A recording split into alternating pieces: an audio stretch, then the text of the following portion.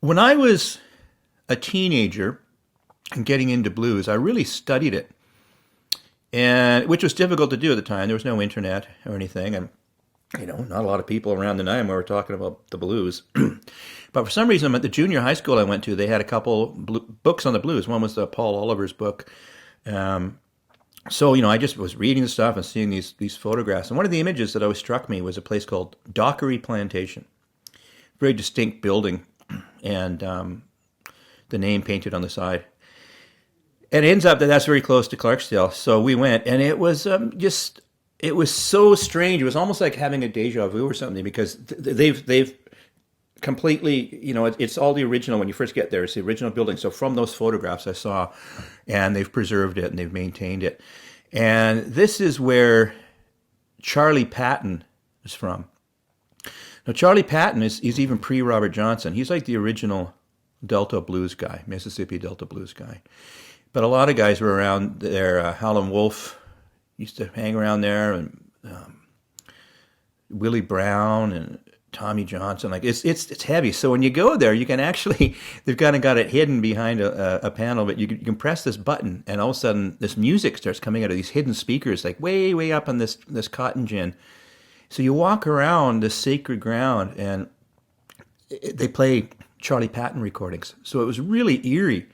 I've got a film of it somewhere on my iPad or something, and I played it for a friend of mine once out in Forget, Saskatchewan, and it actually brought him to tears just because the image of, I didn't speak, I just walked around and you just hear the music of Charlie Patton playing as you see these old buildings, and you can feel the ghosts in swooping around you. It was really heavy, man. When you talk about Robert Johnson, you have to talk about Friars Point. What's that all about? Wow. Well, this looks like a two-parter, this episode, so we'll get into some more Robert Johnson in part two. But, I mean, Robert Johnson looms large over this whole area.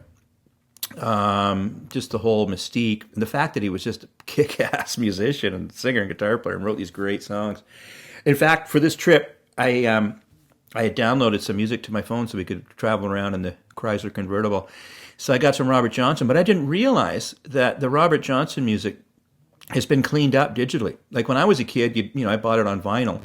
The vinyl recordings that you'd get, the LP, were basically assembled from old 78 recordings, and it was like from the actual 78 record.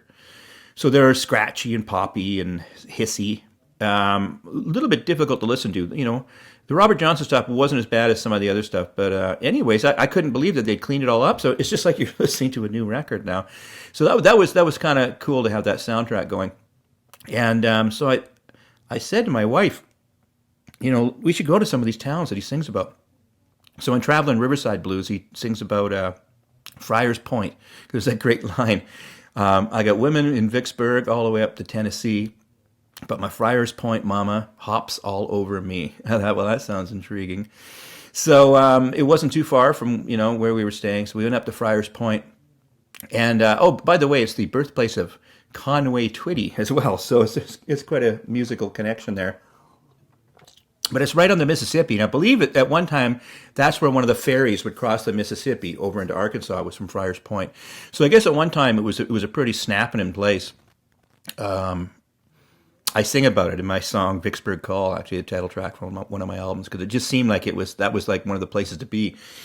But nowadays, as were many of the places we visited, are just like a ghost town. There's still people there, but it's, these old buildings just abandoned, and churches abandoned, schools abandoned, houses abandoned.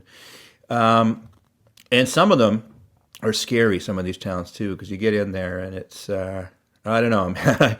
It's just a little bit scary, especially white boy coming down with his blonde girlfriend from in a convertible, But anyways, Friars Point, there's a place called Hersberg's.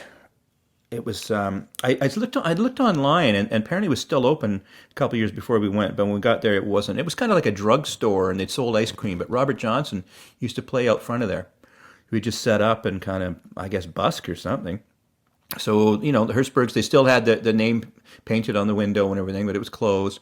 But the weirdest, they had this museum. It was the strangest museum. We just went in there. It was like this old house.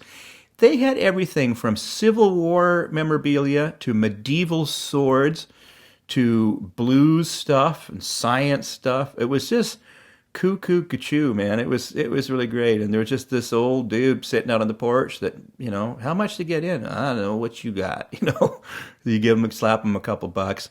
But there was a couple buildings that I sensed were kind of still like kind of juke jointish, but this was during the day and they're pretty much boarded up. But that was the first town we went to where I just looked around and realized the poverty in that part of America. You can just, it's just, there's not a whole lot of choices for people down there. And I did talk to a guy when we were at the Shack Up just about the whole situation financially down there. Because at first they had these big plantations and they had a huge labor force. And at one point of the last century, industry thought, we should go down. There's a lot of people there that would probably want these jobs. They wanted to set up factories and do all that kind of stuff. But these landowners that ran these big plantations, they kind of ran the business out of town because they didn't want to lose their workforce. And then, of course, as soon as technology evolved and they didn't need humans doing all that stuff, they just used machines. Well, these people were hooped. And industry had already decided to move to other parts of the country. So, that's a real reality of that part of the world as well.